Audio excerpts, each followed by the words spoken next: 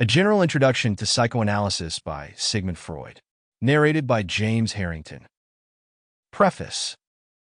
Few, especially in this country, realize that while Freudian themes have rarely found a place on the programs of the American Psychological Association, they have attracted great and growing attention and found frequent elaboration by students of literature, history, biography, sociology, morals and aesthetics, anthropology, education, and religion.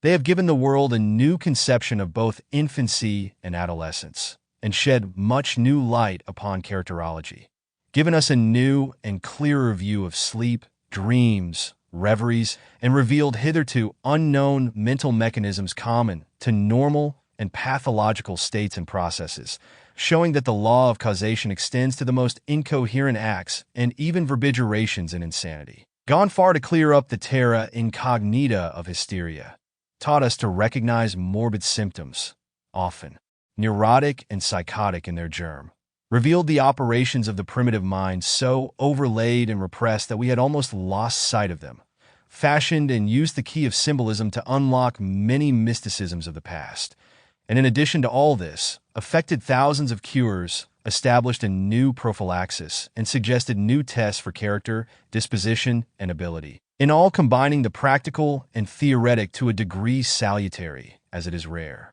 These 28 lectures to laymen are elementary and almost conversational. Freud sets forth with a frankness almost startling the difficulties and limitations of psychoanalysis, and also describes its main methods and results as only a master and originator of a new school of thought can do. These discourses are at the same time simple and almost confidential, and they trace and sum up the results of 30 years of devoted and painstaking research. While they are not at all controversial, we incidentally see in a clearer light the distinctions between the master and some of his distinguished pupils. A text like this is the most opportune and will naturally more or less supersede all other introductions to the general subject of psychoanalysis.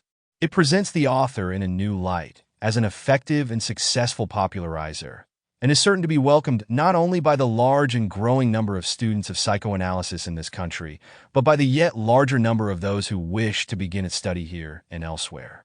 The impartial student of Sigmund Freud need not agree with all his conclusions, and indeed, like the present writer, may be unable to make sex so all-dominating a factor in the psychic life of the past and present as Freud deems it to be, to recognize the fact that he is the most original and creative mind in psychology of our generation. Despite the frightful handicap of the odium sexicum, far more formidable today than the odium theologicum. Sample complete. Ready to continue?